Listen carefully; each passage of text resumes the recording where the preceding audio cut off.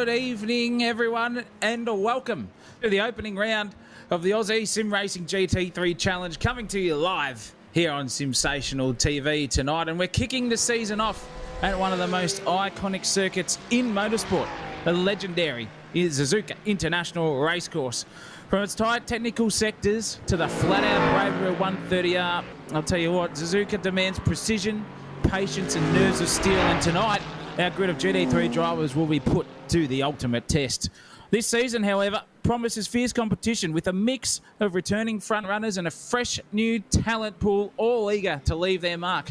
These drivers have always spent countless hours preparing, dialing in their setups and perfecting their racecraft, and now it's time to see who can deliver when the pressure is on. So whether you're watching from the couch, the rig, or sneaking a look at work, you're in for a full throttle paint swapping, adrenaline pumping action tonight here, I'll tell you what. So grab a drink, kick back and get ready. Round one of the Aussie GT3 Challenge is about to go off like a frog in a sock right here at Suzuka.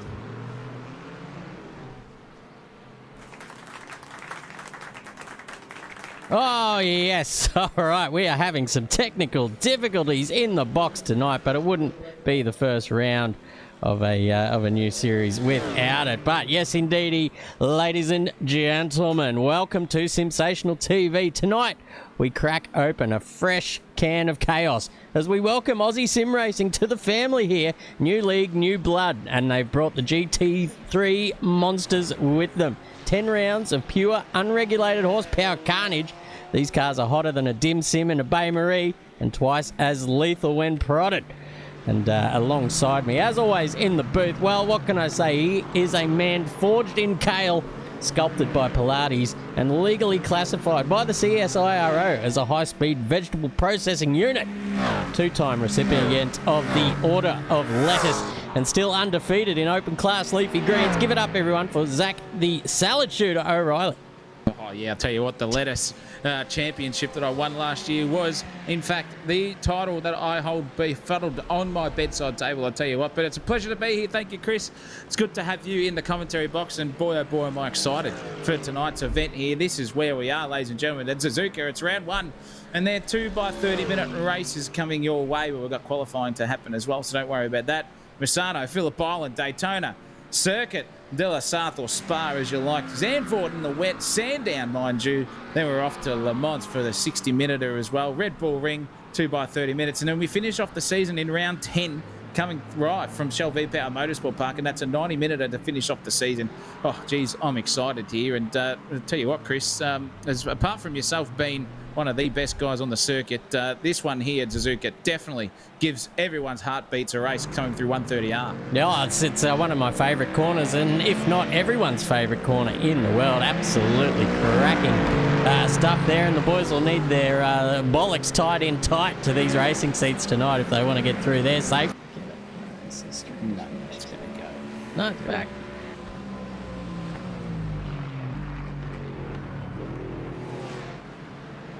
Okay, and we're back, ladies and gentlemen. Little bit of an OBS error there, and that didn't happen on the 45 tests I did during the week, so I can cop that in the old pants department. But it is qualifying. 25 minutes. They're out there already. Luke Fallon leads the way. We're going to get that off the screen here, because let's have a look at the times. Luke Fallon's out there. We are 7 minutes into a 20-minute qualifying session. A 158.2.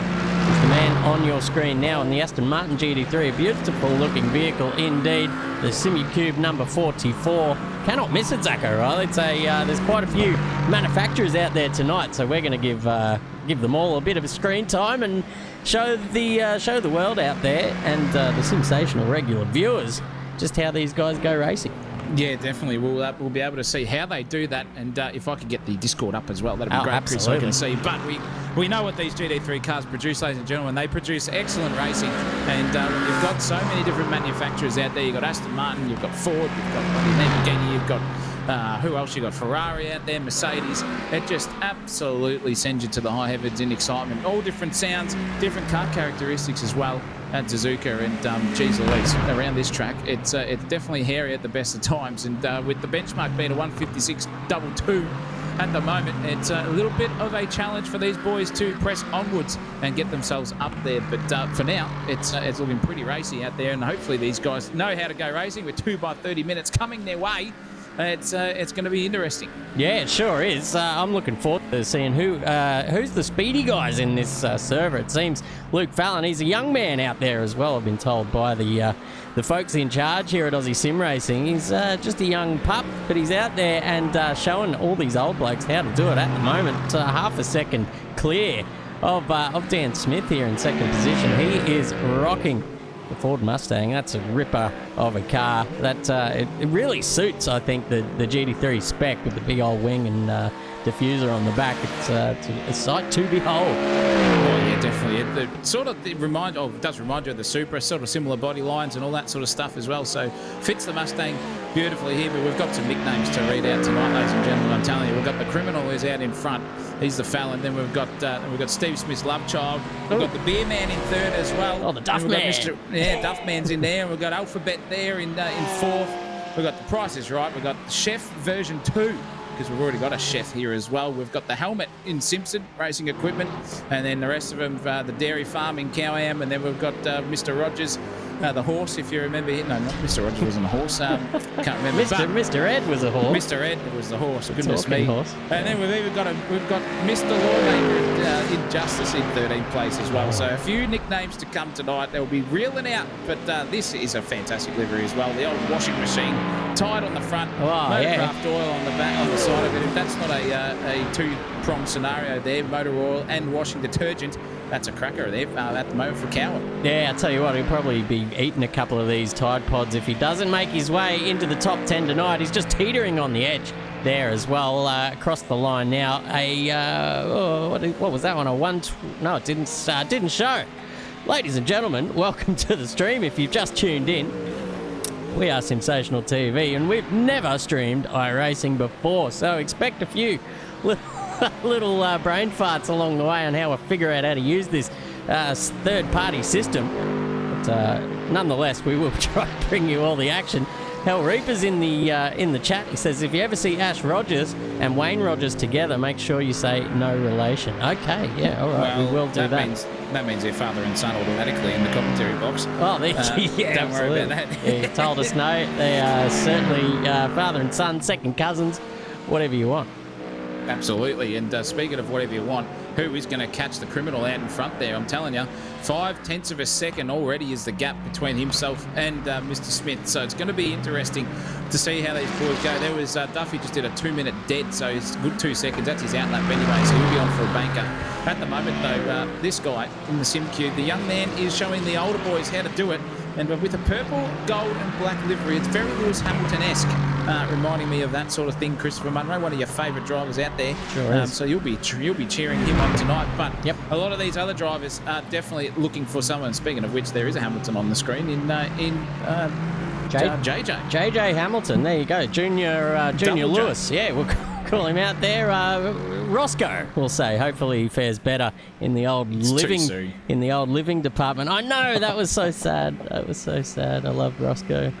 R.I.P. for the best dog on the grid. But anyway, we'll get off that. We don't want any tears in the comments. We got Miss Bassett in there saying, shout out to Wade, Ram Jam, and Frankie. Kick ass, boys. Yeah, absolutely. I hope everyone kicks ass, but there's only going to be one winner tonight. Actually, there are 2 races coming up. Let's go back to that because we do have a race 1 is 30 minutes, race 2 30 minutes. So there you go, 2 chances to take a bite of the pie and get the old W here at Suzuka. Yeah, with a clear sky and about 20 degrees ambient out there too. It's a friendly place for tyres today, and they won't be screaming to the high heavens, but we'll find out how long they can last out there with that brilliant time model that iRacing does bring. It certainly brings the best out in a lot of these guys who can be the whisperer, so to speak, and get further up there. Big movers at the front though. 57.7 now for Fallon, and Dylan Smith right behind him is just absolutely going for it. Only a 10th off, in fact, so big numbers, but there's a massive gap to Duffy to Bernie Eccleston there, and we've got the Prices right there in 5th, who is just pitting himself back out, and he'll go out for a quick one now. But we've only got 6.5 minutes left in this qualifying session out of 20. 13 and a bit has already gone, and the times are coming in thick and fast here, Christopher. Yeah, they are, and the screws are starting to be turned late here, as we saw the man on your screen in the beautiful Castrol Toyota livery there on the Ford Mustang. Looks out of place, but it actually suits the car to a T. He's only a tenth and a bit behind Luke Fallon there in front, so he's turning the screws. Actually, what we're going to do is when he passes the start-finish line, we're going to go on a flying lap of Suzuka just to get a feel for it in these GT3 monster machines, and what better way to do it in a beautiful looking Castrol livery on the Ford Mustang. Let's see how he's going here at the moment. I don't think he's on for an improvement here, Dan Smith, so he's got another few, or maybe 2-3 flying laps at best to make his way through and maybe knock Luke Fallon off the pole position. But here we are for a lap of Suzuka, courtesy of Dan Smith with Zergo in the commentary box. Well, as we fly down into the first turn, these couple of corners have got no names. Very, very commitment-based this corner. You've got to get on the anchors and turn it in perfectly there and double nail the double apex, so to speak, and get it out the other side of turn 2, which he has done. Now we're into the S-curves here. This is the first one, turn 3, then turn 4. Again, many different ways to take these lines, as you can see here. One of them is taking the shallow entry and riding all those curves as you possibly can.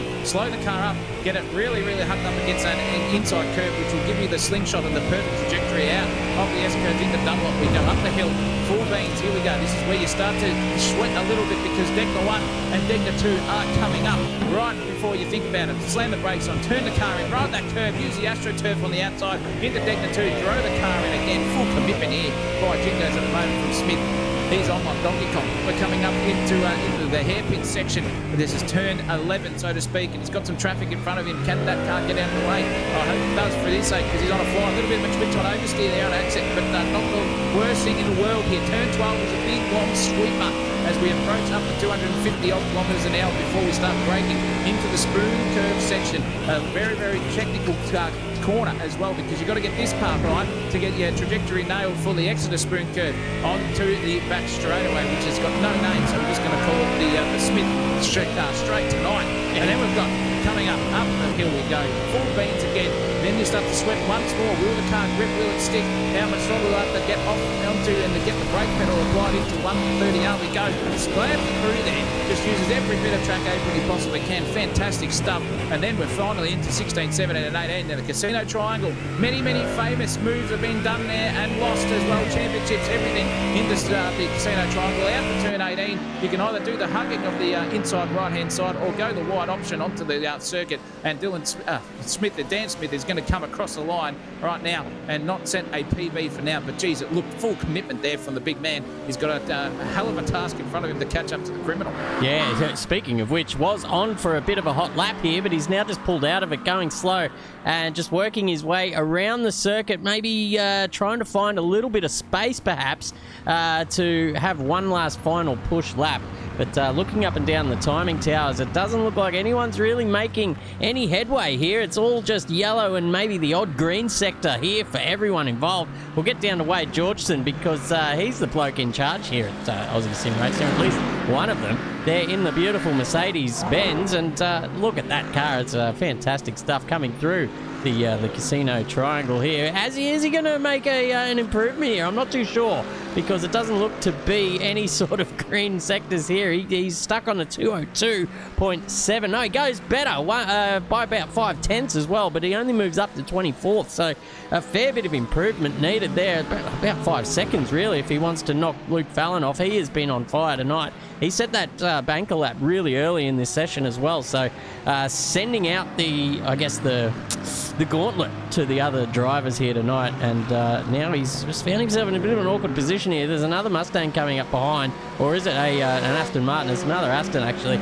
coming up behind, but he's going to say, you know what, bugger you, I'm going to go ahead here. And that guy behind him will be absolutely spewing at the moment. He gets out of the way just in time for 130R. Whether that's put off that driver going through or not, that's another story to be told. Oh, yeah, definitely. But he's okay. He's just letting everyone through at the moment. You can see on the track map there on your top right-hand side of the screen, just below the Sensational TV emblem, that he was getting out of the way at the moment. But here comes the beer man. He's going for it. He's got a last lap dash here because it's only a minute 30 left before the timer ticks 0. So this is his final opportunity to get himself further up the grid. Mind you, behind him, it is so tight. There is 159s all the way from third back down to 12th, ladies and gentlemen. There is nothing in it between these guys, not even a second splitting those guys. But the mid-pack is huge, and there's only half a tenth splitting third, in fact, between all of them, less than a tenth of a second down to 8th. So he's got to be on his chops here. Everyone else can see that timing tower just tick down ever so slowly, and their little deltas are showing either green or red or whatever he wants, or purple. And he can't get himself into any mischief. Gets out of the way. There's a lap traffic car there nicely for him. He'll be on the way at the moment. This is Mr. Rock. He's going for it. At the moment, Dino is going for it here. He's got a little bit of work to do. A 2:03.836 is his best lap. He's setting green, though, in the couple of microsectors here, though. So he's on for a PB. Can he nail this first bet? No, he goes a little bit wide on the AstroTurf. Doesn't get the car too squirrely, though, but it's sent him wide here for the exit onto the Smith Straight tonight. So it's going to be interesting to see where this guy can come up, as we've got 29 seconds or thereabouts left to go in the session. It's do or die here. Who can take Luke Fallon away and get the criminal off the top step? Doesn't look like anyone's going to do it from fifth onwards, because everyone put it into the pits. This man here, Dino, he's going to be on fire. Can he get the job done? Sends it into the Casino Tribal. Too deep, mate. Ooh. Too deep, unfortunately. Just overshot the braking arc marker there and got himself in a bit of trouble. Will that hurt him? It has hurt him, because that is qualifying done. It is unfortunate. You don't get to finish your lap. It's just sayonara, and the criminal takes out the first blood. Yeah, there you go. The Fallon man up in front with Dan Smith behind him, the Duff man and Bernie on the second row. Actually, we've got this available to us. There we go. Off the front row, we've got Fallon and Dan Smith, respectively. Who is going to take the whole shot down there into turn 1 and 2? That will be interesting indeed. Both of those guys very evenly matched in qualifying. Garth Duffy and Bernie, Burnman up there in 4th position. We've got Price and Hamilton. What a great result from him down there in the 48, with Kasna D and Senan Staley up there off the 4th row, with Simpson, Brett Smith off the 5th. We got DeBetta and the Chef down there off the 6th row. Behind them, we've got Bradley Cairns and Nick Green. Forgive me if I mess any of your names up, but over the season, we will get to know all of you. Kyle Douglas, Darren Justice for all down there in 16th. We got Milan Payrach. Sorry, mate, if I buggered that up. Michael Budge down there in 18th. You won't be getting past him, mate. Don't you worry about that. He will not budge. Well, that's a low-hanging fruit. Sorry about that. Colby Cowham and Wayne Rogers in 20th position, with Ash Rogers, father and son team there. Yeah, AJ, and Lachlan Bell down there in 22nd position. Archie Wright and Wade Georgeson off the 12th row, with Brody Clark. Vinius Coelho in 26th position. Paul Dean, Ram Jam Potter in 28th. What a big grid we've got today. Off 29 is Matthew Job and Dean Wright in 30th. They keep going. Kilstain and Sean Burke off 32. And Jason Hutchin gets to look at the entire field down there in 33rd position. Wow, that's a grid full of cars. It is a grid full of cars, in fact, and you'll see that as these guys get settled in and start entering the server and get themselves settled, it'll be lights off and away we go. And speaking of which, it is there, Christopher Munro. It's all yours. Let's go, ladies and gentlemen. All right, let's get strapped in. The lights are out and green, and there's a bit of smoke there from the machines, but an absolutely cracking start from the Duff man. He will eclipse both Luke Fallon and Eccleston on the way down into turn 2 and 1. Actually, that's a beautiful start from him, but here goes Luke Fallon firing it up the inside as well. Duff man just has to sit there in third as the rest of the field comes streaming through. Absolutely beautiful stuff here from everyone. There's a bit of fighting going down here with these two guys going side by side. It's Cowell on the outside of Green and Cairns as well, firing up the inside there before they go through the S's for the first time. And they've got Cowell in the Mustang just hanging it fat and finally gets there into 13th position. Beautiful start from him. Down the back they are battling hard here. There's a car around. That's a Mercedes there off into the gravel. Who was that? I was pretty sure it was Wayne Rogers. Oh, no. The admin of the series. So there will be some knuckle busting going on. Forever turned him around. But we can maybe just get a little replay of that once the cars get settled down, because up the front, it's battles galore here. We've got D. There's D around. Oh, he's just overcooked it. Out of turn 8. He's going to have to wait for the entire field to go through before he can get back out onto the circuit, because it's just thick and fast all coming through. Now just a nice little flick spin off the grass in the Porsche. Does it nicely. And they go racing once again. Wowee, it's tough going down here. Let's look at Payrach here. He's got an Aston in front of him and another, I think it's a Ferrari as well. It's all happening down here in the back of the pack. Look at them all go. They're going full hammer and Tom style. Even the suck at the moment is Payrach. I'll tell you what, he's going above his pay grade at the moment. Full bump drafting down the Smith straight and going the back half of Suzuka. 130R's coming up at the moment. Who's going to blink first? All they both do it now. Oh, massive braking manoeuvre there. Just full punted. Poor old that was Payrach who got done there. Oh, another one. A massive incident. They're all going off here, left, right and centre. It's like a bloody bowling ball match here at the back of the grid. Who's going to be there? That's Rogers coming through as well. Then we've got a bit of movement going up and down the field here too. Oh, geez, Budge has been put off. Payrach's been put off. Cairns has gone again. The second capital of Queensland's gone. He's out in the top 25. Stanley's getting involved in this one too. Have a look at Archie might go for it here. He's trying to send it up into turn 1. Can he get the job done? No, he doesn't, but he had to defend him for his life there behind the Mustang. He was trying to get in front of the Porsche, but he couldn't get that job done. That's Budge trying to do exactly that back through the grid, I'm telling you. But these times are tumbling here in terms of the race pace. You can see movers and shakers all the way up and down the field. They're just not getting the hint that there's still 28.5 minutes to go, boys. Yeah. Plenty of racing to go here, but geez Louise, it's all happening. Staley is really putting the pressure on. He's lost 2 places off the start, so he'll be wanting a redemption. There's massive bits of grapple hanging off from one of the admins there in the background. He got absolutely punted from here to Jupiter on the opening stanza. He'll be desperately going for a ban button on that one in the Discord, I can tell you. But nonetheless, it's on here at the moment. Look at Archie White defending again, trying to go for a move, but trying to stick it up the inside. Thought about it twice and doesn't get that job done. Now he's got a real bottom situation here. He's got Budge, Clark and Potter all coming for it. Look at that send up the inside there from Budgie, man. Oh my goodness gracious, man. He sent him wide there for the full dummies, and he's going to lose a place there. He's gone for it, but he's lost it. Clark's going to come around the outside here and try to get the move on. Ball we go. Oh, massive stuff there from the pavement. Side by side we go, coming into the spoon curve. My goodness gracious me, who's going to get this one done? And it looks like it's Clark who's got the job done. He's found 7 places off the start as well, so he's storming through the field here in the McLaren. And I'll tell you what, at the moment, Whitey's getting absolutely hammered here. Potter's going to go for it. All right.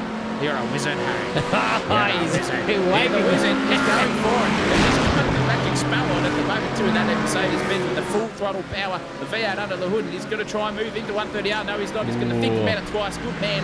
And off we go racing once again. Yeah, look at this. Douglas tuning in from behind. He's going to send it up the inside here of the Mercedes. Gets the job done. Pulls it in on the anchors and absolutely barks him on the way in. Beautiful stuff there. Potter has to go back to the old cauldron and pull out the magic wand to see if he can retake that position on the next lap.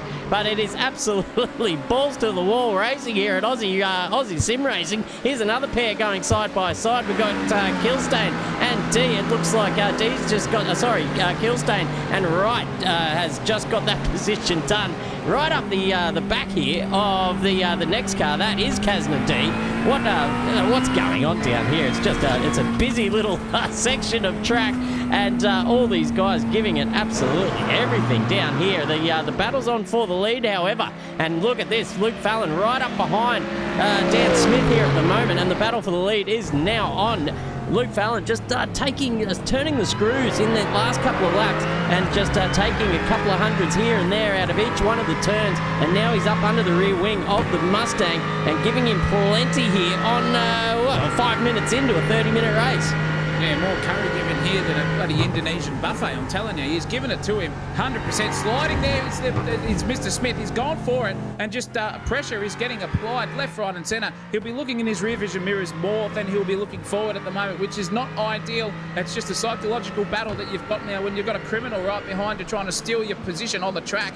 I'll tell you what, it's all on lock. Donkey Kong coming into 130R we go. In the slipstream is Fallon. He thinks about it again. He's going to set a move up into Casino Triangle. I reckon Smitho's going to go full defence mode. Here he does. Oh, nearly on the anchors and just a little slither Maybe a bit of Morse code, maybe a paint trade there just on the back end of that one. But that was a cracking braking manoeuvre from both of them to no contact. But it looks like Fallon's got the best run here. Coming on to turn 1 down the main straight we go. And he's slipping into the slipstream again. He's going to go right is Dylan Smith. He's gone full defensive, but Fallon's got no answer for that. In fact, he's going to do a Kimi Raikkonen around the outside into turn 1. Surely not, he is! Oh, massive guts and bravery there. Big time from Fallon. Absolutely balls of steel from the teenager, and he's flashing his lights in celebration. I don't blame you, son. That was a cracking move, full commitment. Can he gallop off into the distance? But Smith and the beer man got any answer for him at the 6 minute and 31 second mark of this race. Yeah, dead set. That was a classic overtake there. But look at this, DeBetta giving Cowan the absolute hurry up. And look at that little move there from Hamilton up and around the outside. I don't think it's going to work there because it's a bit of a radius turn, and he's just going to have to slip back in. A lot of Aston Martin's in the field tonight because it's the new car in iRacing. Everyone's to give it a go, and it's one of the best looking GT3 cars in my opinion. But this is now a 4-way car battle here, but it looks as if Cowan is just, DeBetta is just maybe the cork in the bottle situation here, because Hamilton just dekes out to the outside here through the little kink. He's going to try and maybe do a little switchback or go around the long way here in the hairpin. I don't know if that's going to work for him, and he's left the door open there for his teammate, but and a little bit of debris flicked up over the field there, over the road, should I say. Stanley back here, and he's got his teammate in front of him. We'll see what's going on out the front windscreen there as they come in through Spoon. And look, they're a little bit wide there from DeBetta. Just waiting for his teammate to maybe strike and just getting off the back of him now to give him just a little bit of breathing space, because the last thing you want is your teammate right up your clacker as you're trying to set up an overtake. So maybe they're on the comms there together and maybe working together, but it is only a half an hour race, mind you, so you haven't got that much time to sit back and smoke your pipe. You want to be out there making the move. Speaking of which, here he goes now. Hamilton looks, shows the nose into the casino triangle. Oh, that's it. He's outbraked himself and through he goes. Thank you very much. DeBetta will be now under attack here from the teammate of Staley, and he goes straight up the inside. They're going to go side by side down the main straight, Zach. No, they're going for it here, and they've got a little bit of a battle behind as well, because here comes Greeno, and Staley's got the job on him at the moment. He's got the overlap. Can he perform it into turn 1? He gets the job done beautifully. Does so. And here comes the big man. Green is right there with him. He's trying to go, and that was DeBetta. He has to do exactly that, does DeBetta, for the next time, because that defensive effort there was not up to par, and that just gave Nick Green the absolute free kick of his life. Into 11th he goes. He started 14th, and he's on the prowl again, injecting himself hopefully inside the top 10. This battle here at the back, though, between Douglas, geez Louise, I'll tell you what, he's got the wizard in front of him in Harry Potter, and at the moment it looks like a bit of Slytherin versus Gryffindor. Is Douglas going to be able to slither in past the old Harry Potter man, see what he can get the job done? I'm not too sure what magic spells have got underneath each other's wigs and wands, so to speak, but look at that commitment there from Potter. Just full use of the outside apron there at the end of Dunlop, and he's just coming into Degner 1 and 2 now. Can he navigate that beautifully on board? We were looking. Beautiful stuff there from the both of them, using all the AstroTurf possible. Douglas just sent it straight into the Aston Martin, but it hurt him on the exit, and a little bit of a breathing space, only by metres here for the wizard himself. Can he get the job done? No, Douglas, no. Gets it turned in and have to come and fight again out of the hairpin. This battle pack is starting to heat up, I'm telling you. They're getting very, very close and comfortable with each other. Speaking of which, Cowan's on the back here of Simpson. This is 7th versus 6th at the moment, and they're going for it. You can see them coming down the back straight, and it's only a little bit of a suck battle here because you've got 2x2 close in front of them as well. That is fantastic stuff. Look at these guys going. It's massive moment there for the washing machine. Oh no, he's gone through. They're all off and in front of them too. There it goes. I think that was Simpson, is it? Who's off the track? I think it was. He's got back on there, but he's lost 9 positions. He's off in the infield, in fact, into the wall. Oh, he's absolutely thrown it in the bin. Disaster there for the big man. The old wall has played no friends in the past, and it won't here. And I tell you what, Callum's going for it. He's trying everything in that Mustang to get onside the Porsche. Here's a replay of what happened to Pryso. I don't think it was. This job done? I don't think it was. No, it's the wrong one. Never mind, mate. Nothing happened to Pricey. Don't worry about the replay. This is all on here because Cowan is under all sorts of pressure from behind, and he's got to get past the chef in front of him. Bernie's coming at a rate of knots. He's given Bryn the old flick and said, "I'm free, boy. I'm coming for your misso. Let's go." Dead set, these three. Just heating leading up there. Let's see what they can do here. They've sort of been held up a little bit by the Porsche in front. Cook just controlling the kitchen here, got the knife around, but here comes Cowan through the inside there. What a manoeuvre that was. Very opportunistic and gets the job done. He will go on his merry way. Now we've got the rest of the guys. We've got Bernie just lining up as well on him now, looking at the from the chopper cam as one of the purple cars. That is Hamilton as well, looking around the outside. It's not the first time he's tried that move as well, so maybe back to the drawing board for that one. Just stick on the inside. But now he's well under pressure there. The burn man, Jared Eccleston, he's got Hamilton is just going to make a move here. He's right up next to him, bit of paint rubbing there, and that's upset the aero, and Hamilton has come a big slide and manages to gather it up. That is insane car control there from him. Staley on the comms and says, no, you go, mate, you go. You've got the pace. I'll just sit in your slipstream, and hopefully we can make an attack on the next lap. Yeah, he's absolutely two Aston Martins assaulting the poor old Ferrari here at the moment, and right behind them too is Green, so don't you worry about that. He's coming into the equation as well. I just can't believe that we are getting it. Haxter's gone in. Bain does him with the $3 super chat. So does Fabian as well with the $2.99. I don't know why Fabian just donates us 1 cent less. Maybe he's just adding up over time.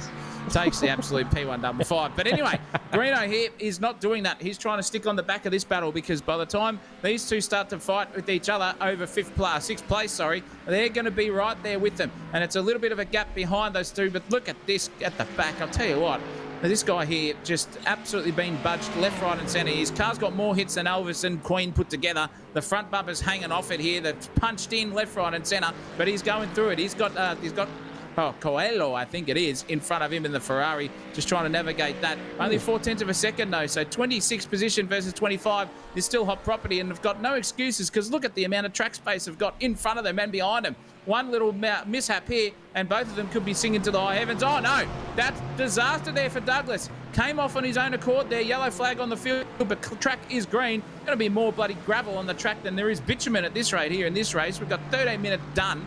And there's gravel everywhere. There's gravel right there. There's gravel on the outskirts. There's gravel on the inside.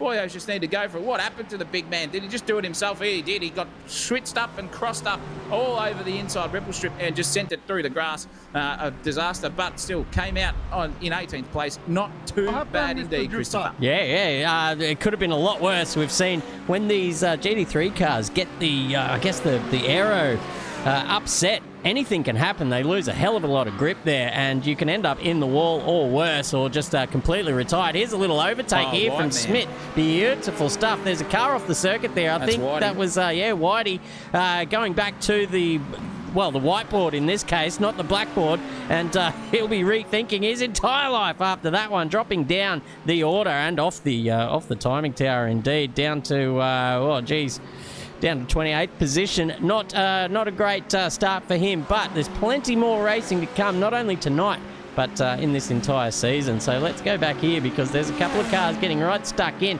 Matthew Job there is under attack. He's going defensive? No, he's just getting right out of the way. He didn't want any bar of that Lamborghini coming up behind him. He says, you know what? Through you go, Cairns, and I will just be your Mackay for the night, and I'll just sit behind you there in the rankings and maybe clean up any of the crumbs that fall off the table along the line. But I tell you what, Harry Potter's down here under attack, attacking the Mercedes in front. No, he's absolutely getting hounded. He's under attack, because that's Kaz Nadeem going for it. He was facing the wrong way as well and got caught up in a bit of mischief. So he's down 9 places, but he's fighting his way back through the top 15. He's looking spicy for him at the moment. So can he get onto the arse end? Look at the amount of gravel on the circuit there. My goodness gracious me. There's more rubble there than a Flintstones episode, I'm telling you. But they're going for it. Doesn't matter. They're not phased. They're just racing hard. And in front of Harry Potter, here's Mr. Rogers himself. So he's under all sorts of pressure, and that is a huge deficit there. Look at the BMW. It's absolutely scorched at the moment. This is Rogers fighting for his life, because he's got a wizard behind him and he's got an alphabet behind him as well. This could be interesting. What are these boys going to come to? Can it be some sort of clean manoeuvre, or is it going to be a punterino from the behind into the hairpin we go? It's like they're doing the old clean monkey see, monkey do stuff. Keep it mean, keep it clean, boys, and we'll keep going. And it's a race on once again. But speaking of race on, Justice has just got past the big man, but the lead battle is on. Fallon has not got away from Smitho. No. I'll tell you what, he's going for it here in the Castrol Mustang, really putting the pressure into the young man. This is where the psychological battles can come in, life experience, years on the planet, all that sort of stuff can really, really play dividends here in that battle. And you can see him just darting left and right, showing him all over the mirrors there. And he's going for it again, but he can't get the job done into one. He'll play on again. These boys will definitely know how to go racing. I can't see a punt happening. It's just going to be an unforced error and a clean overtake to get this lead change happening, if it's ever going to happen. Yeah, I reckon it'll be, well, these two guys, obviously the two to beat tonight, done the practice there in the off-season and are rip-roaring and ready to go here in the in round one. But look at the closing speed there of the Mustang, just all over the back of the Aston at this point of the race. We've just gone half race distance, everyone. So still plenty of racing to come. And look at Dan Smith just applying the pressure here. We're just going to ride on board and see how he works that wheel to upset the apple cart there. The young man in front, he's, as we said, it looks like Dan Smith's got the old life experience, knows what to do in certain situations, but the raw pace of Luke Fallon might just be too much for him, as in those last couple of sectors, Fallon's just gone bang and stretched that lead back out another 4 or 5 tenths. So I think it's going to be a little bit of a leapfrog battle between both of these guys through, well, hopefully throughout the entire season. But we'll come back. We're keeping one eye on that telescope there, because the battle's on down here. That Lamborghini's on the comeback trail here, and he goes just straight up the inside there. Bradley Cairns, the maybe the only Lambo in the field. I don't know why. I love that car. It looks fantastic, sounds fantastic, drives fantastic. But obviously better choices out there. But moves up into 19th position. Still 6 down from where he started. So that's, well, he must have just got caught up in a bit of that mess that happened in the first round, in the first lap. As we've been told by the admins of this league, the first lap is very much under the microscope when it comes to the stewards. But what about this bloke up here in 4th position now? He's up 15 positions, Zach O'Reilly. He's on an absolute charge. Yeah, the old beef and bacon going for it here at the moment. Cowham, he's going for it, and he's trying to go for a good move at some stage on that man in front of him, which is probably going to consume a beer every lap, we've been told, is the Duff man, but doesn't seem to hamper him too much. Cowham's doing really good. The Chef version 2, he's going for it as well. He's got a little bit of company with the Lewis Hamilton from Timu behind him, and then Bryn Eccleston's right there. But look at this, full on at the lead here at the moment. Fallon's getting pressured here. We've seen that micro sector on the top left hand of your screen, the deltas just go from 4 tenths to 2 tenths to 4 tenths to 1 tenth, and it's just battle on here between these two. It's incredible racing from the two lead guys. They've just stretched themselves out 4.5 seconds up the race. They are up the racetrack, in fact, and it's a big gap between the Duffy and Cowan. But nonetheless, they're doing really, really good at this stage. Clean racing and just full genuine pacing. What is the old DVD player doing here? Is he trying to get himself up underneath Mr. Rogers? Once again, he is, because he's on the prowl. He's 8 positions down from where he started. He's a top 10 pace getter, ladies and gentlemen, but he's trying to plough his way through this field. He's only got 11 minutes, not even 10 minutes and 48 seconds. And look at the front of that Porsche. It looks like that bloke off that movie who doesn't speak. You know, the one with the deformed face. What's his name? You know, that guy. Can't remember Tom his Cruise. name. Nah, not Tom Cruise. No, it looks like, you know what it looks like? Looks like the big guy off Happy Gilmore. I believe that jacket belongs to Mr. Gilmore. And then he chases him. You know, that's incredible. But that's a bit of an error there. That's put off. Rogers has been put off by our commentary, and the old DVD player's got past him here with the deformed front end on that. I don't think it's hurting him too much in the cornering, but in the drag department, it will definitely be hurting his aero. He's got more bends in that thing than a bloody Tsukuba racecourse. But he's got the job done one actually just gone up the inside. Thank you very much, he says. And now Rogers is under all sorts here and cuts the nose off there into the TV player. My goodness gracious me. Then the fair dinkum department. Smitho's on the back here. He's only a tenth and a bit behind. He's right in the suck here now. 2 BMW. So even in the pace department in a straight line, pulls out of the slipstream here, the Smitho, but he can't get the job done now. It's just on like Donkey Kong into 130R. Whoever's the bravest, whose balls are the heaviest. Oh, massive squirm and big moment there from massive. Oh, turn it up, ladies and gentlemen. He's off into the bunda and out. He'll come back and form himself out onto the circuit again. But that is the biggest send of the night that didn't turn out right. Yeah, just lost his braking marker there, unfortunately. It looked like maybe just focusing on the mirrors there and getting caught up in the moment. It's easy to happen here in the sim racing world. You get a nice little overtake, or you're a part of a big battle. You just want to be giving yourself a little pat on the back. But you forget there's always a braking zone coming up, and poor old Rogers missing that one there. But up the front, this battle just keeps luring me in, because you see the gap come down to under 2/10, and you go, it's heating up again. But looks like Eccleston's Kamagutsa there. He's going slow through the Duffman's out. The Duffman's out. What's happened here? Hamilton's out as well. He's gone through into Hamilton's there. Duffman's gone. I don't know what's happened to those guys. Maybe we can see a bit of replay action. Everyone's past Duffy here. It's going through. Let's see if I can find what happened. Maybe it's this one.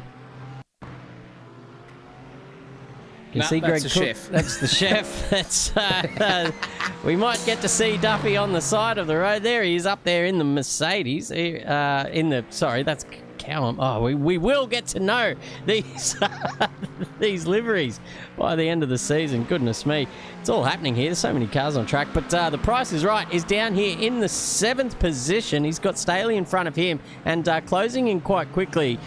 Doing a great job there in that Ferrari. McLaren doing a beautiful job. Can you tell we don't call GT3 cars very often? We will get to know him. Greg Cook, the chef, though, he's got Lewis Hamilton behind him, Junior Hamilton, should we say, Roscoe P-Train, all over the back of him. Oh, jeez Louise, Roscoe again. And he's going for it here. I'll tell you what, though. He's really, really putting the sword into the back end of Cookie is Hamilton at the moment. The chef is under all sorts of pressure. Gordon Ramsay and Marco Pierre White will be right on his collar at the moment, giving him both of the old Tijuana cold shoulders. One will be shouting, one will be as calm but murderous in some sort of delivery. And I'll tell you what, he's under all sorts at the moment. The pressure cooker's on. He's got all 3 pans alight. Can he get 3 or 4 medium rare steaks out in 35 seconds? I don't know. But at the moment, it looks like Hamilton's just pressuring him so far at the moment. It's just absolute dead set. Whoever is going to be the most consistent and get those apexes nailed and get the drive out of the corner, because this is absolutely incredible racing between the two of them. Oh, massive over-braking maneuver there. Just went for it. Then Hamilton just got on the accelerator pedal like an elderly person in the car park. Thought the brake was the accelerator and the other way around. They nearly came out disaster, but they're all right. They've come out on the other side. And now we're getting up to the fastest corner in the circuit, which includes a braking zone. Into Spoon Curve we go. Out the other side. Who's going to get the better exit? Is it the chef? Is it Hamilton? Hamilton's right on his rear clucker here. Is that exit hampered him, if I can get my words out? It hasn't, because he's right there in the slipstream. He's just got to keep himself followed right behind that Porsche, punching a big hole in the air. Look at the closing rate of speed. Is he going to send it up the inside? He is too. There's full commitment now. Oh, no, just at the last minute decides better of it. That could have been a massive shunt. And they've thought about it. And speaking of massive, this battle has just not given up at the moment. 2 Leviathans here, I'm going to call it early, of the GT3 season. Just spread the field by 19 seconds. Wow. See you later. And they're just racing within tenths of each other. Yeah, absolutely. It's great to see. And with 2 cars out by 19 seconds, mind you, the third bloke on the timing tower, Callum, is up 16 positions. So he might be one of the guys to watch out for in race 2. I assume that the starting positions are decided by the finishing positions of this race. I'm not too sure whether they go back to where they qualified. Maybe someone in the chat who knows the deal can let us know that one. But I tell you what, these two have not let go of each other all race. We thought when Fallon got past Smith in the early stages that we thought, oh, he might just walk away with this. But I'll tell you what, Smith in the Mustang, it's come to him late when the tyres start to wear down. And he seems to have more pace than Fallon at the moment. But in certain times, Fallon just puts the old afterburners on and says, you know what, I'm going to use the old ERS, DRS battery reserve system. He's going to have maybe he had a look up there into Spoon. Mate, definitely showed the nose. Goes off the circuit there, but gets a slingshot. Oh, Contact. no! There goes Smith. He's around. Oh, that's disaster there. That could have been anything. Both of them could have been turned around the wrong way, but he ended up getting back on the circuit. He's still going to be in second position because there's such a large gap between him and third. But, wow, what could have been there in the closing 5 minutes of this race?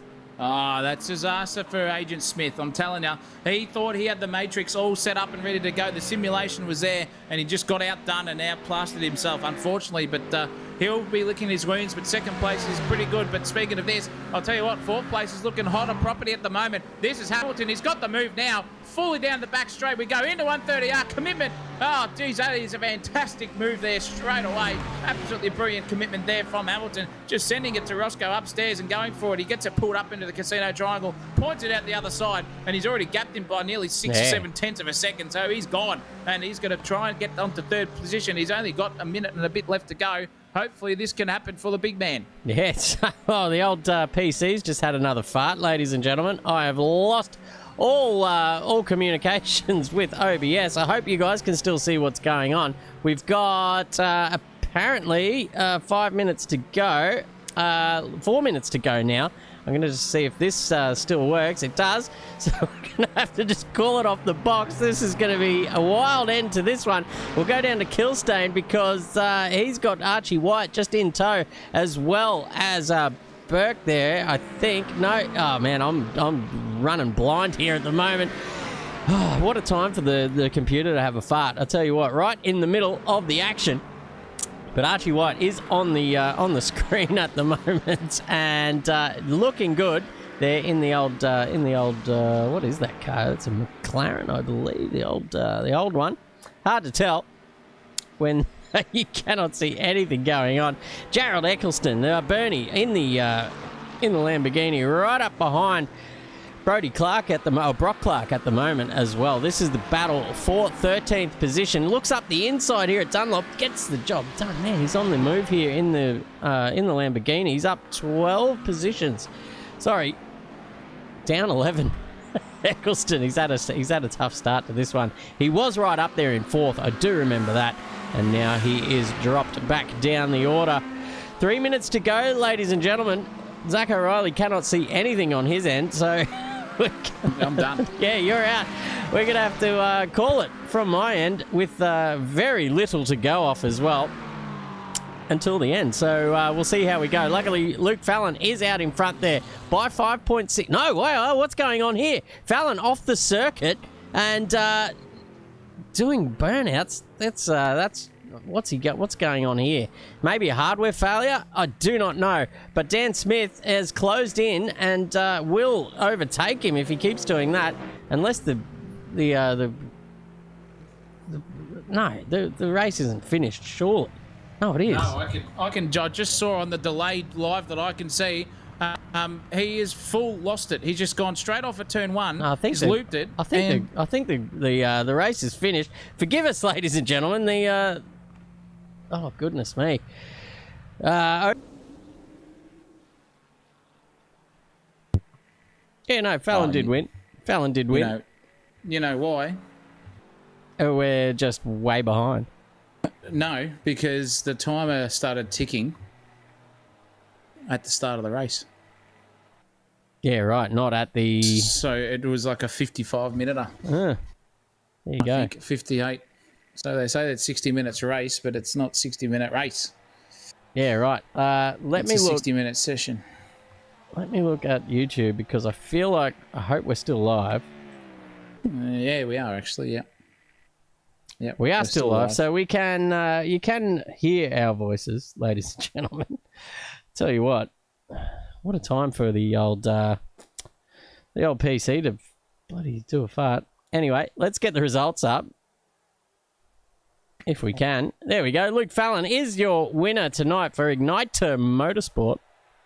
came down to Dan Smith in the end. Not far behind, apparently. That can't be right. No, that's the practice results. This is the race. Is still going, apparently. Who knows? I am absolutely blind here at the moment, and I do not know if we're on, if we're off. Let me have a look at the old... No, we're on. We're on. Okay, let's just get back into here. Can't see the chat. Everything's gone. Yeah, the chat's still going off. They can still see us. They can still see us. They can still hear us. Everything's going swimmingly apart from the vision. All right. And that is the session. It started already. Yeah, all right. Can we get the results from the last one? No, just the practice. All right. Well, that's all right. We are now in the... well, let's see if any of the drivers have joined us in our channel for an interview. I don't think they have. Nope. Maybe after the second race, that will be something for them to get involved in. Sorry about the technical issues, ladies and gentlemen. It's something we have not seen for quite some time here on the channel. Have been testing this game all week. All of a sudden, it wants to do that to us, and that's absolutely typical. But Luke Fallon is your winner, folks, and he did it in style. Held off the fast finishing, well, the fast holding on Dan Smith. It was all happening there for a moment. They are on the grid. If I can get that up. No, we're still in the warm-up session. Oh, goodness me. Let's, you know what? Let's take a break here at Sensational TV. We're going to be back in just a moment here for race 2. Do not go anywhere. Depending on the simulator model being purchased, you will receive a range of training resources to help you to facilitate quality driver education. SDT is the exclusive distributor of Fatal Vision alcohol impairment goggles, marijuana simulation goggles, and drowsy and distracted blinking goggles. All are used to demonstrate the dangers of such impairments on the driver. Also available are driver training posters, driving handbooks, and distracted driving resources. Our simulators make the perfect training tool for drivers to experience how various impairments affect their performance.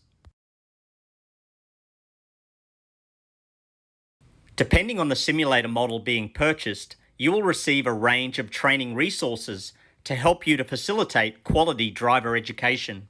SDT is the exclusive distributor of Fatal Vision alcohol impairment goggles, marijuana simulation goggles, and drowsy and distracted blinking goggles. All are used to demonstrate the dangers of such impairments on the driver. Also available are driver training posters, driving handbooks, and expertise in getting the best gear. Sensational TV has proudly partnered up with Speed Nation. It is New Zealand's go-to destination for high-performance sim gear. They also stock the best and biggest brands in the game, from Thrustmaster, Moser Racing, Next Level Racing, Sparko, Turtle Beach, and more. And whether you're looking for the ultra-responsive racing wheels or pro-grade flight controls, immersive audio, or rock-solid cockpits, I'll tell you what, Speed Nation has got it all. They also carry other trusted names like Butt Kicker, PT Actuators, Wheel Stand Pros, Gen Ace, Spectrum in the remote control field, and also Collective Mind. So every step and part of your setup is covered, from complete racing rigs and premium flight packs. We here at Sensational TV, back in Speed Nation, to deliver the gear that takes your experience to the next level. Fast shipping, trusted brands, unbeatable quality, and I'll tell you what, Speed Nation has it all. And as an excellent gift for all of our viewers tonight and members out there of Sensational TV, and if you're trying to get into racing, go to the checkout, buy some stuff off Speed Nation, because if you buy any full-price product on the website, enter the code SIMSATIONAL, that is SIMSATIONAL. Oh, my God, I can't even speak. And you will get a 10% discount off your end cart price. So go in there. 10%? 10% did you say, Zachary? I did say 10%, mate. I did not say 5. I did not say 4. I said 10. Wow. Forms and expertise in getting the best gear. Sensational TV has proudly partnered up with Speed Nation. It is New Zealand's go-to destination for high-performance sim gear. They also stock the best and biggest brands in the game, from Thrustmaster, Moser Racing, Next Level Racing, Sparko, Turtle Beach, and more. And whether you're looking for the ultra-responsive racing wheels or pro-grade flight controls, immersive audio, or rock-solid cockpits, I'll tell you what, Speed Nation has got it all. They also carry other trusted names like Butt Kicker, PT Actuators, Wheel Stand Pros, Gen Ace, Spectrum in the remote control field, and also Collective Mind. So every step and part of your setup is covered, from complete racing rigs and premium flight packs. We here at Sensational TV, back in Speed Nation, to deliver the gear that takes your experience to the next level. Fast shipping, trusted brands, unbeatable quality, and I'll tell you what, Speed Nation has it all. And as an excellent gift for all of our viewers tonight and members out there of Sensational TV, and if you're trying to get into racing, go to the checkout, buy some stuff off Speed Nation, because if you buy any full-price product...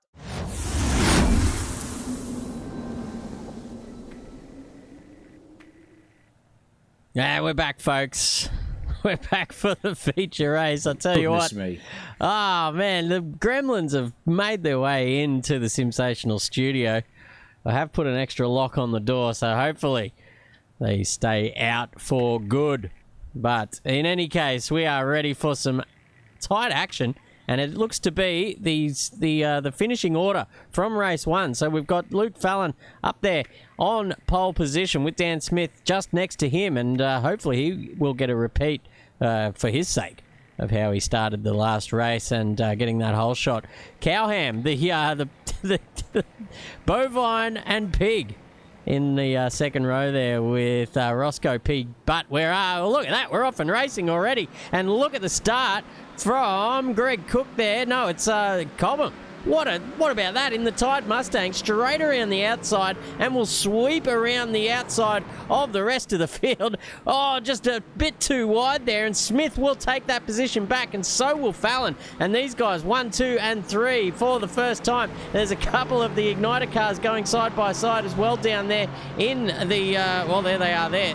Let's go back up. There they go. It's Hamilton and his teammate Staley. We saw them guys very close together in the first race as well. They're going side by side now up into Dunlop, and it is Hamilton that gets the reprieve. So he goes up into 7th position, and the two guys are battling at the lead. Don't you worry about that. Cowham right up behind. Geez, you can't miss that livery as well in the Tide Pods. And these three guys, we saw him make up about 16 positions in the first race, and he is right up there in the fight. But these two guys just maybe dropping him here a little bit. But let's ride on board with Luke Fallon, because he was the race 1 winner, and he's got Dan Smith right there in his sights. Just the acceleration of that Mustang doing great things. Down here, it's all happening. We've got Justice and Eccleston going side by side here. Look at this. Let's get on. Let's get out there, because this is a fantastic little battle. Justice looking up the inside now. Eccleston going a little bit wide there. Oh, just getting the slingshot, though. That's where you want to be on the circuit. You want to be out there wide as you can. Greg Cook, however, up there with got D in front as they come down to 130R for the first time here in the second race of the evening. 30 minutes to go, and these three guys are right there locked in. The McDonald's Porsche. Ironic that his name is Cook, because there's not many chefs in that place. But I'll tell you what, irony is my best friend. Here goes Roscoe here. He's got, oh, look at that, the two Porsches side by side. D just dropping a position there. Cook just going straight up the inside, and that's the first lap of Suzuka here for the second 30-minute race. And Cookie and D are very, very close. Yeah, very much so. And they're going for it too, because they're having a good old tussle. And with D making that unforced error out of the final turn, it really will make this battle a little bit spicier. Once the tyres start to come up to temp, they get their rhythms and they're ready to rumble again in the racing department. So just a little bit of brain farting at the start, but don't worry about brain farts. This man here, the old Staley, is going for it, and he's got behind him. Well, geez, if the cameraman just keeps going left, right and centre, I've got no idea. But Staley's got a good chance here to make some moves, because he can follow Hamilton around and just follow those lines, just see where his braking markers are, and maybe get a couple of advantageous positions over those Porsches in front of him. But it's going off here in the background.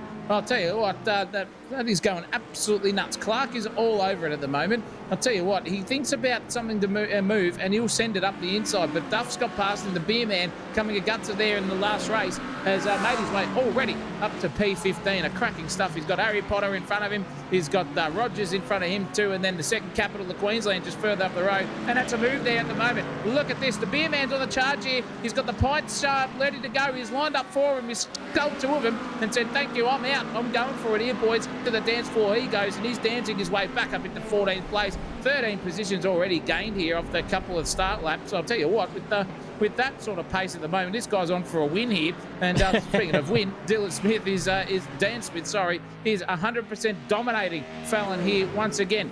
Yeah, it's a battle of the Leviathans. Yeah, he certainly has. He's gapped him by about 2 seconds here at the moment, and still plenty of time to go. Don't you worry about that. We're only a couple of laps in, but we've saw in the first race with Dan Smith getting to the lead early in the race and just getting sort of reeled in slowly by Luke Fallon. So we'll keep one eye on that battle, because down here Staley and Hamilton, the teammates, getting pressured by Eccleston as well. We'll go on board with him because he's got the best view in the house of these two.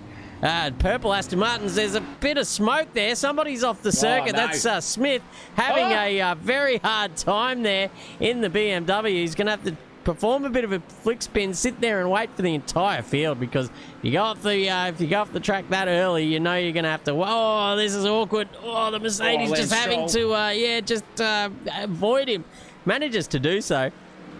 Stewards are going to be busy here tonight. Matthew Job, he's certainly on the job here at the moment. Got Douglas and Clark behind and in front. Oh, Clark Douglas, looking up the inside there in the Aston Martin, very close to contact as well.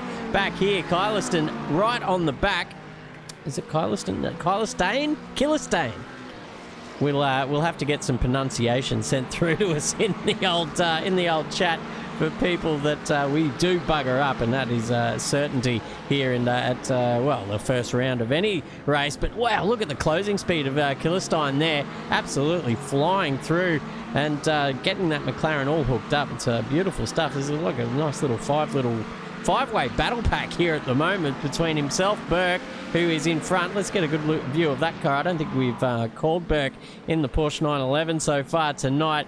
He's got Douglas in front and Job and Clark as well. So it's a nice little five-way car battle here. But up front, D is right up the back of Cook through 130R. Geez, that's close. Cook goes to half defensive now. D looking around the outside into the triangle, and he's going to try and go the long way. Sends it through. Beautiful overtake there from Hamo, and just channeling the great man there in F1 and doing it in style. But D wants to refight the return serve. That's what I'm trying to say, Zach O'Reilly, as they go battling down into turn one.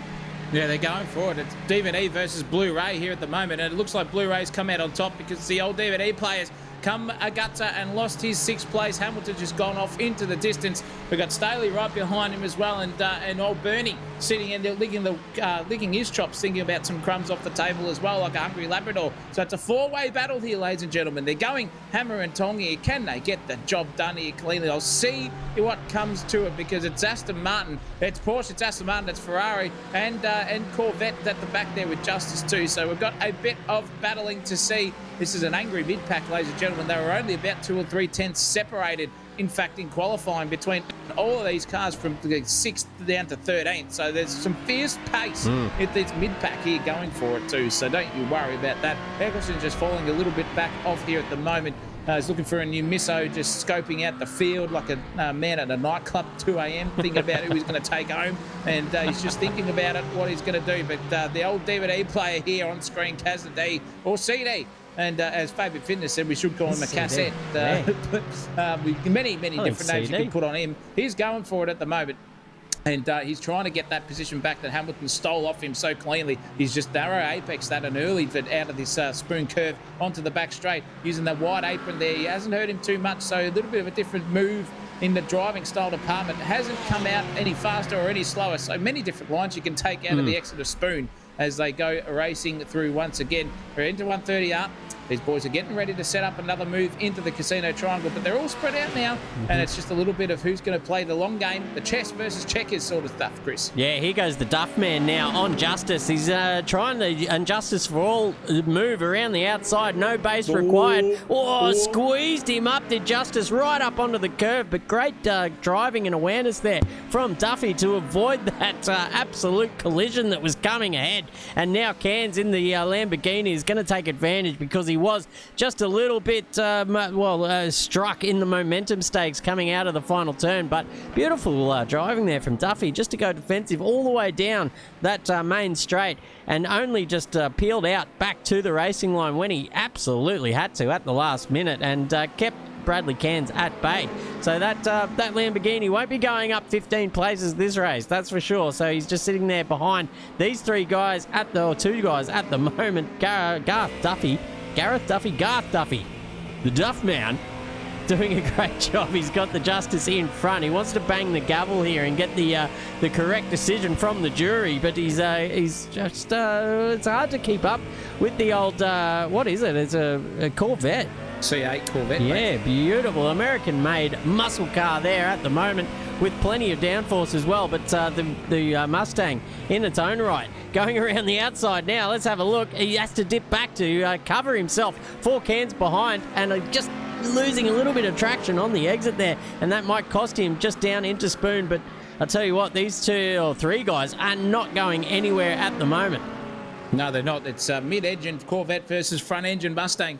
And it's 2 different driving styles as well, with different inertias and different positions of how to drive them. You like a really loose arse end, you get in the Corvette, and then you get in the Mustang if you like a planted front end and a bit of understeer. So it's on like now because the 2 American cars are going. It's a drag race, ladies and gentlemen. The battle of the Bald Eagles here down the back straight. They're going hammer and tong here. It's Corvette at the moment, but looks like Duffman's got the job done for Blendline TV there. In fact, I've just noticed, and he's got nice. that job done too. And that is a slow car off in the infield, but he's just gapped them already. It's 17 positions off the start in 10 minutes. That is some storm through the field. I'll give you the hot tip. However, the Cairns here, the second capital of Queensland, going for it. He's not sitting in Port Douglas sipping on some beers. I'm telling you that, ladies and gentlemen. He's right in the thick of it here in the capital of the northern Queensland, going for a big race move here. What can Lewis Hamilton Jr. do here? The Double J, the radio station, you name it. He's all the nicknames in the world, this guy. We can pick about 7 of them. Yeah. He's on the back of Chef with Marco Pierre White as his co-driver. Gone a bit wide there, but it won't hurt him too much through the second part of the S's.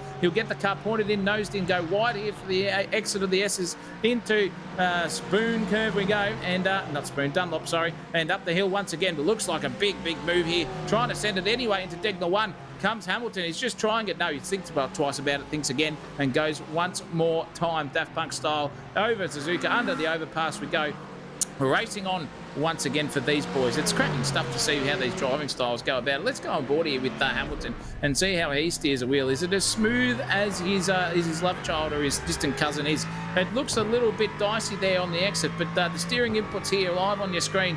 Just a little turn to the right there, just using the force feedback. You can see he's got it turned up pretty high on his old wheel at home and just breaks it in, gets it turned in once. He will turn it in here now. Yes, gets it apex, just gets the car pointed in on the brakes again, turns it a little bit more to get through the tighter radius on the exit. That's how you go racing, ladies and gentlemen. Yeah. Smooth inputs, and he's got a great run here. He's already gone defensive, though, has the Chef in front of him, so he's lining up in the kitchen, and the switchback again. They're going left and right. It's a drag race, door banging, even down the fin of 130R. We go massive gutso there from Hamilton. Just sends it straight away. Perfect driving there. That is 100%. Oh, here comes Cook again.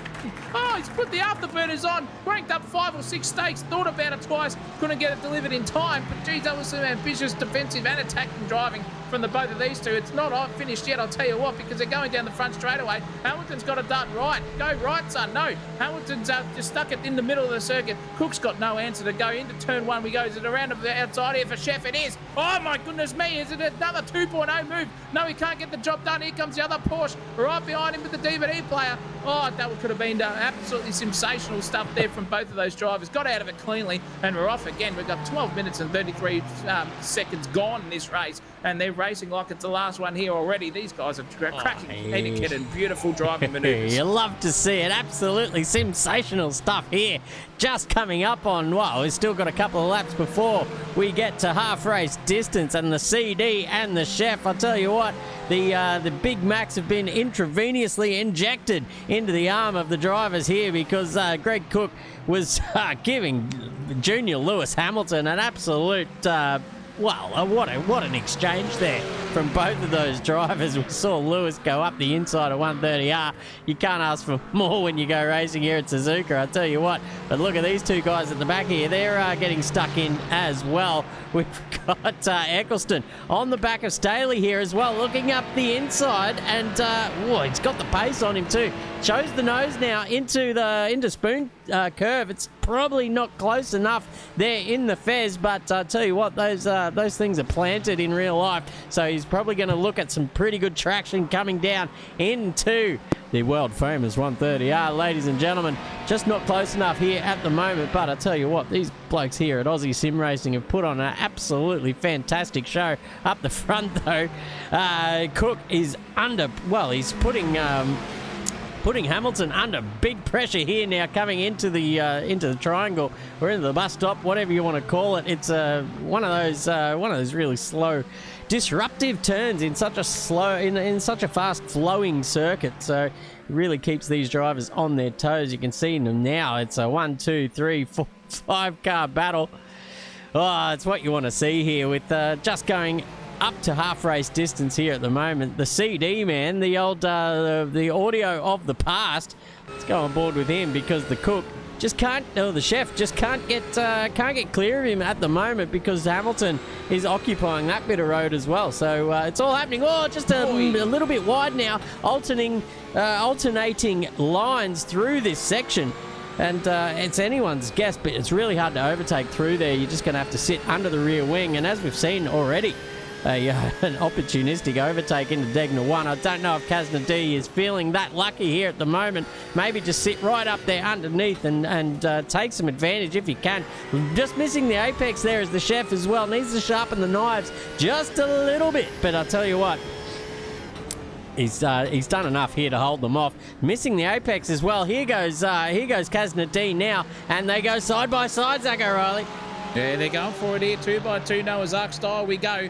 And it's all balls to the wall. 2 Porsches, equal horsepower, you name it. They've got same downforce, same drag resistance, everything. Whoa. But it looks like Kazna D just can't get the job done. That is fantastic driving from Cook, who gets the job done on him. And now it's all pressure point motors. Look at the backing up there. It's like nearly a 4-way pile up on the M1 here. They're just going into each other and braking, reacting, whatever they can do because it's so close. You've only got a tenth and a bit of a second here. What is Kazna D going to do? He's gone down the inside here on the chef. The chef hasn't gone defensive enough, but he's just going to hold in there mid-track into 130R. We go, bang, thank you very much. They come out the other side cleanly. Into Casino Triangle we go. Another big braking manoeuvre coming our way from someone, surely. No, they've all gone defensive there. That was cracking stuff from Bernie Eccleston at the background there. Just tried to get everything pointed and nailed in the right way, and that Ferrari planted as always, as Chris said, and they come out the other end, split by a good 2 or 3 tenths even. That is incredible. Look at them streaming down the front straightaway here. They're all in the 4-way suck train at the moment. So they're thinking about what move they can set up. Who's going to make the first unforced error? Oh, looks like that was a big move there by CD. He's gone. He's lost it, and that is a massive, massive Eccleston move. Beautiful stuff. Just plants the $100 note on the table and says, I'm going for it. And so does Staley at the back as well. Oh, Cassner's lost 2 places in 2 corners. That is disaster for the big man. He's going backwards at a rate of knots here, and it's just opportunistic. Who's going to get the move done whenever they possibly can? That is the only way you get up through this field here at Aussie GT3. I'll tell you what, they're cracking stuff. Yeah, beautiful stuff from these guys. Beautiful, respectful racing, and everyone giving themselves enough room. And that's what you want, folks. You want this. You want the racing to be fair, clean, hard and fast.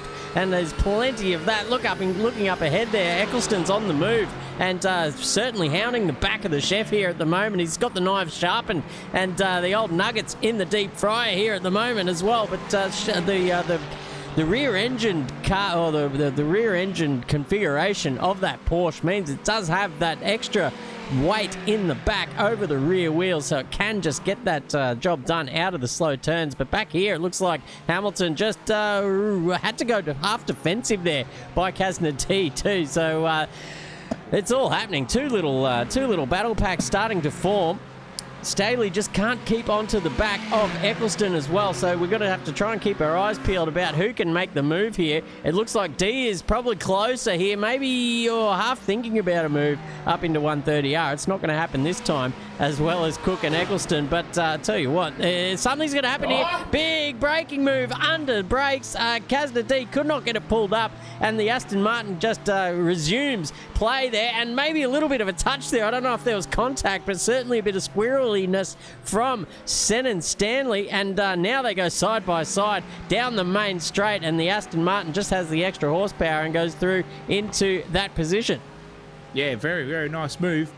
Oh, geez, but I've got absolutely, I don't know what's going on. I've got liquid in the back of me throat all night here. I tell you, it's not even, I'm not even drinking, ladies and gentlemen. Crikeys. Look at Smitho here. He's got a little bit of a battle on, because I'm telling you, the old job in front of him, if you're a 007 fan, you know who I'm talking about, has just let him go past, in fact. Just said, no, had enough of that one. Another easy overtake here for Smith tonight. He's just like the Australian captain, just getting free kicks left, right and centre. Yeah. Hutchins has just done the move into 130R as well, over to Better, who is not doing that at the moment. He has got to do better to get himself back up into the top 20, but at this stage looks like he's just gapped him straight away. There goes Hutchins up the front, and then the Better right at the back there as well. So a little bit of a manoeuvre here for Budgie. Can he get the job done in 20th and stick that one? He's got 14 seconds up the road to catch onto the back of Mr. Rogers. This battle is not let go. It is just on like Donkey Kong, corner after corner. Oh, that is a car out of the way, so thank you very much. They say the shell,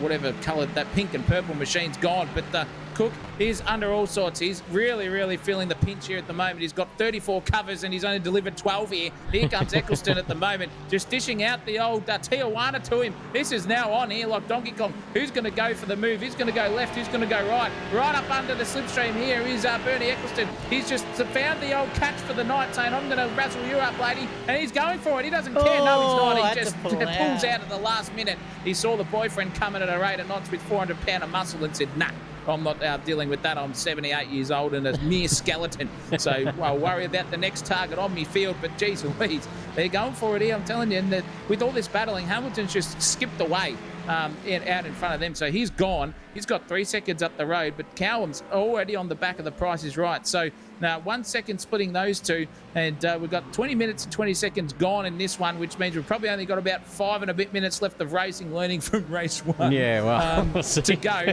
And thank you, iRacing, for completely giving us the old Tijuana as well, and when to finish and where it's starting, and even the start of this one. Boy, oh boy, it's a learning experience. Oh, it's certainly a learning curve, folks, out there. But sticking with us, that's what we love you for. But sticking with us, because the on-field or the on-road action is just too much to look at. I'll tell you what, I'm looking up and down the timing tower, and there's just battles all up and down, and that's what you want to see here, and that's a testament to this league here at Aussie Racing.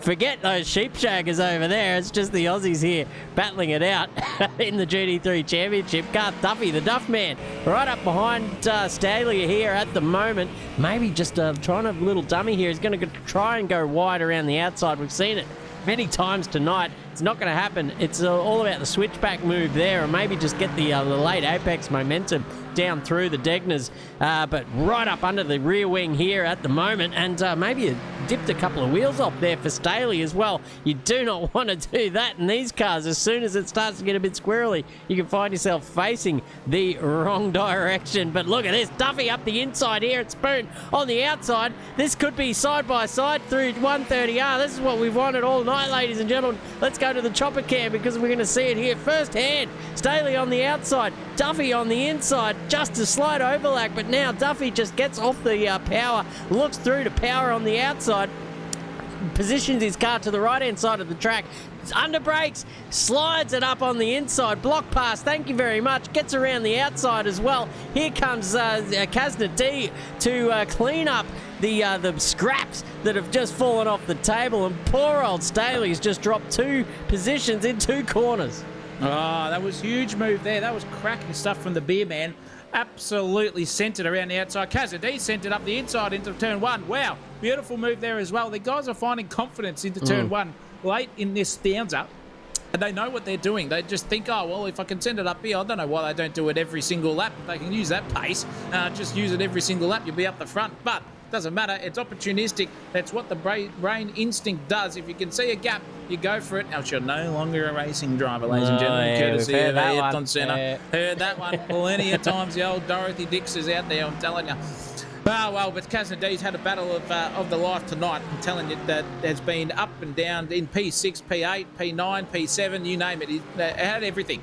Absolutely has everything tonight, and doing a really, really good job.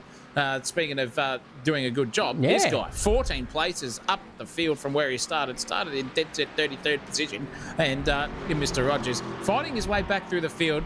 He's got Mr. Green in front of him, and he can see a little bit of an opportunistic 18th place coming his way with only a couple minutes left in this one.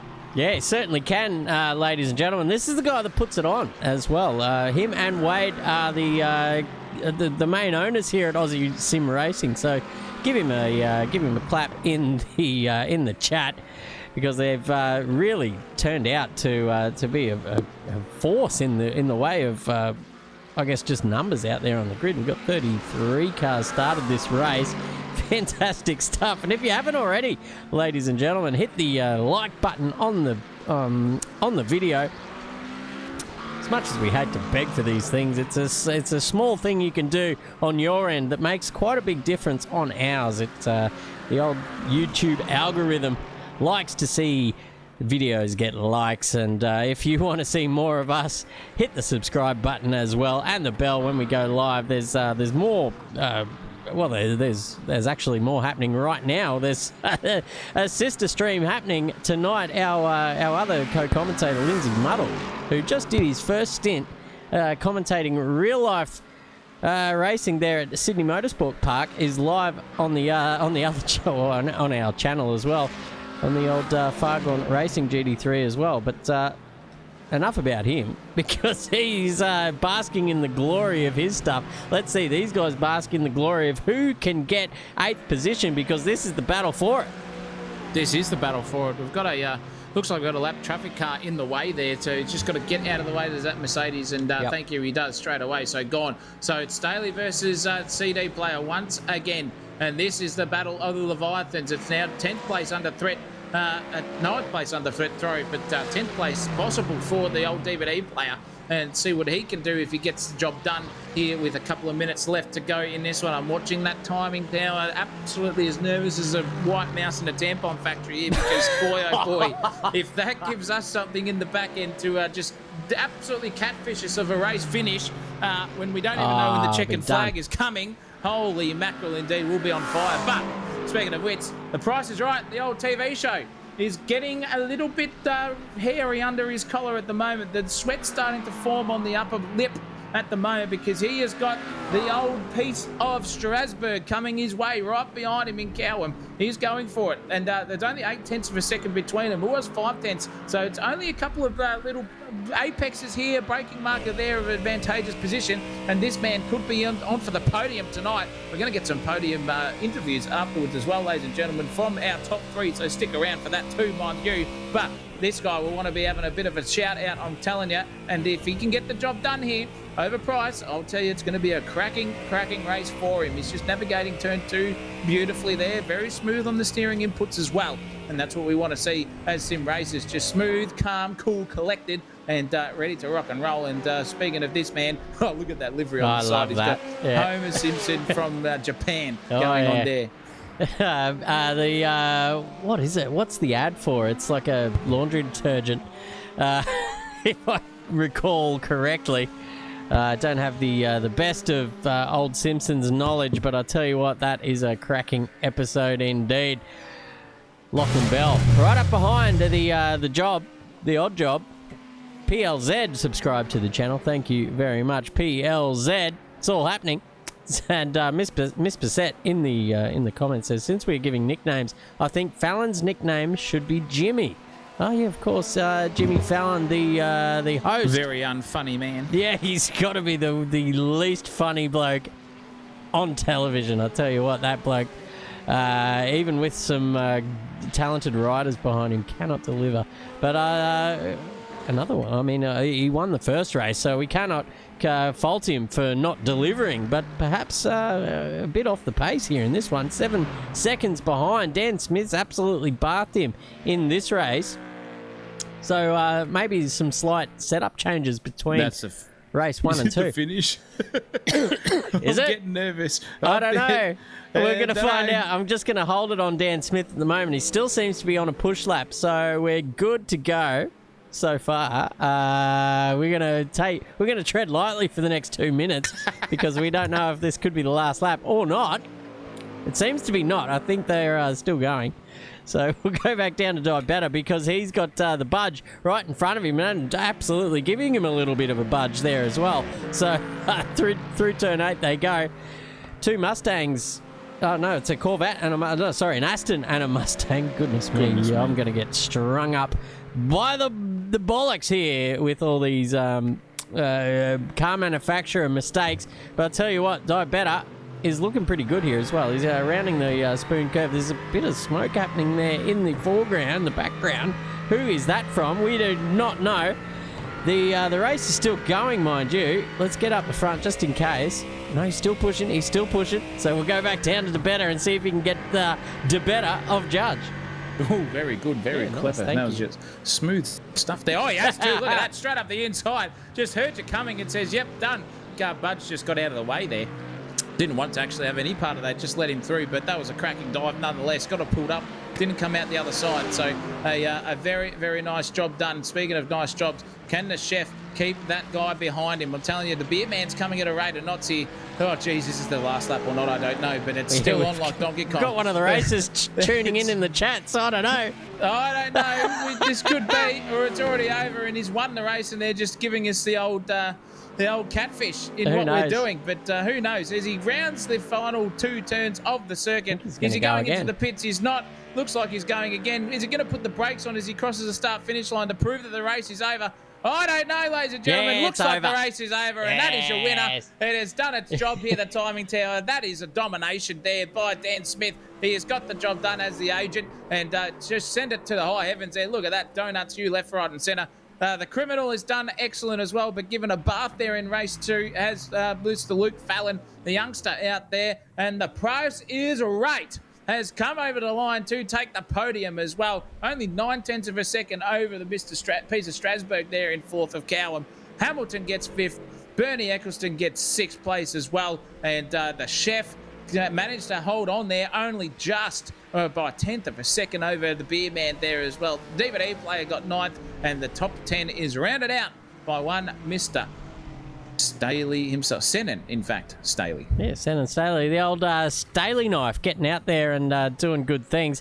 Ash Rogers, who's the son of Wayne Rogers, obviously. Yes, he is. And Darren Justice rounding out the top 12. We've got Brett Smith in 13th, crossing the line with Job, who is still just crossing the line now. Lachlan Bell, another 6 seconds behind. He's got Archie White in his tow. But I think these guys have... Oh, no, he's run out of fuel, maybe. He's just giving a little helping hand across the line there from Archie White. That's what you like to see, folks, out there. A little bit of cooperation between the drivers as well. Here comes Vinny Coelho. Just absolutely deleting the front bar of whoever that was behind him. Jake Diabetta, I reckon he can do in the next race. 19th position for him. Michael Budge, in 20th position, crossing the line now. Nick Green in the orange McLaren. Should put a green livery on it. Why not? Help us out. Jason Hutchins, never tear us apart, down here in 22nd position, doing a great job. Ram Jam Potter in 23rd, exiting the server already. Brock Clark finishing in 24th position with Douglas Killistain and the rest. Wade Georgeson, who was quickly to jump into the chat. So I don't know how he finished so quickly, but he's down there in 27th position. Cairns in 28th. Burke in 29th. Dean Wright in 30th with Payrach and Simpson and Dean rounding out the field. What an absolute cracking load of kit. And Tash Bandicoot coming in strong with the 20 at the end as well. Thank you very much. Oh, fantastic indeed. That was a really, really exciting and awesome event, ladies and gentlemen. That was a ball terror. 2 30-minute races, and they did not disappoint. There were some cracking moves. There were some little murders. There were some trials and tribulations, but overall, massive credit to all the drivers out there who just gave racing room when they needed to.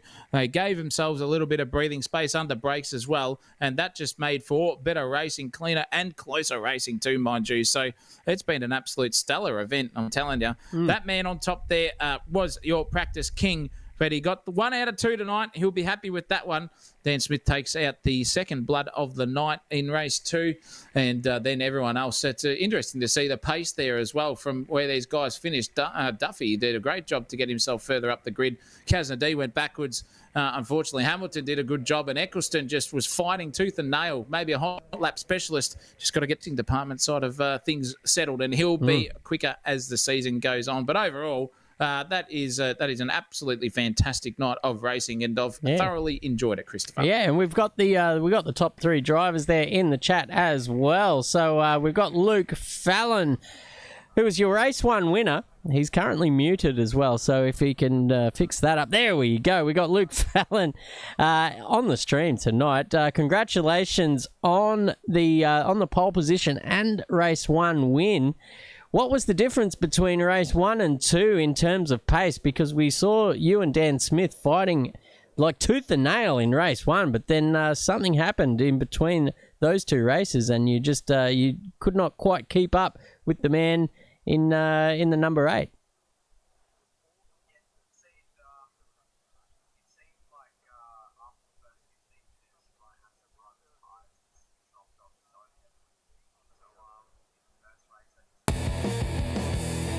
Before that 15-minute mark, and then I managed to be able to park it there, and then I believe a couple minutes before the end of the first race, he had a bit of a moment touching my rear end, which made the gap come out even more. But yeah, in the second race, he was just absolutely on fire. I could not answer back to that whatsoever.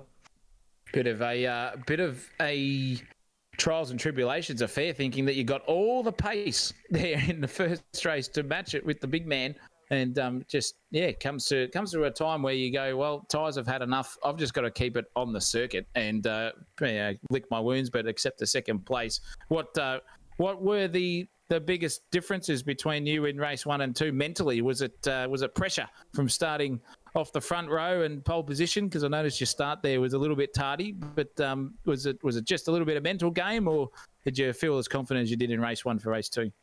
I think it was definitely a mental game after I saw it. After I was seeing Dan just drive up the road like that, I think it got to me a little bit. I started missing my apexes, started taking wrong lines. I even got a slow down at one point through one of the Degner turns, which is exactly what you don't want to do. But yeah, and then got to work on my starts as well. They were appalling, weren't they? Yeah, I mean, they weren't too bad. yeah. I mean, you got done twice in a row, but the start from Dan, I think it was Cowham in the second race. That was an absolute flying start. So I don't know if he's got the old, I don't know, turbo strapped to the bloody both back wheels or what. But it was a cracking start from him. But great pace overall, Luke Fallon, and congratulations on the double podium. We've got Taz as well. Identify yourself, young man. No, just sitting in the chat with nothing. Taz, are you there? Can you hear me? No, we're getting a we're getting a no-go there in the old audio department. So I guess we're going to have to move on, Zach O'Reilly. An absolutely cracking load of kit and a beautiful showing from all involved tonight in the Aussie Sim Racing League, and we're happy to be a part of it. Oh, definitely. And it's a credit to all those drivers. They did a really good job there. Good to hear from the criminal himself there as well. Post-race interview style. Did a really, really good job, as well as everyone else on the track did tonight. But first iRacing affair went 99.1% smooth. Had a couple of things going on, but that's not our problem. It is just technology doing technology things. And I'll tell you what, we are prepared as ever, and we're loving this, loving the racing, and everything tonight was sensational, to say the least. Sure was. A big thank you, Christopher, for yourself tonight. To be in the commentary box with you is a privilege, and I thoroughly enjoy every single moment with you. So thank you, big man, for that one. Thank you.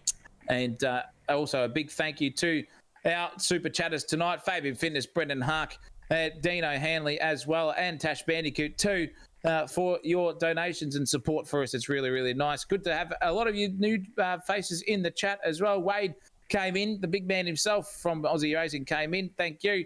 Miss Bassett, good to hear from you. Matt Munro was involved. Fitness Hark, you had Dean Hanley, Dan Hutchins was in there. Ron Marshall was in there too early. Oh, was he? Well. I missed Ron. Yeah, he was in there. F1 Fix is also there too. Incoming mail in Liam. Thank you all for chatting in tonight. But big thank you once again to our sponsors, SDT and Speed Nation, our two biggest compatriots and partners. Bilko Pack is also the man for your coffee cups, plastic spoons, wooden anything, tea towels, serviettes, you name it, anything in the kitchen. If you've got a cafe out there, give Bilko Pack a ring. He'll be there too as well. So thank you to him. But for us here at Sensational TV, it's all over, Red Rover, for now. Lindsay Muddle's going to be up very, very shortly on the channel. If you want to go and watch some more GT3 action, Assetto Corsa Competizione style, it will be there on Sensational TV for Far Gone Racing very, very shortly as well. But it's goodbye for us here from Suzuka. Christopher Munro has been himself, and that puts the M in magician and magnificent as well. I'm Zach O'Reilly, and you're not. But for now, here at Sensational TV. Until next time, keep it flat out. Sensational TV YouTube channel. Don't fucking miss it.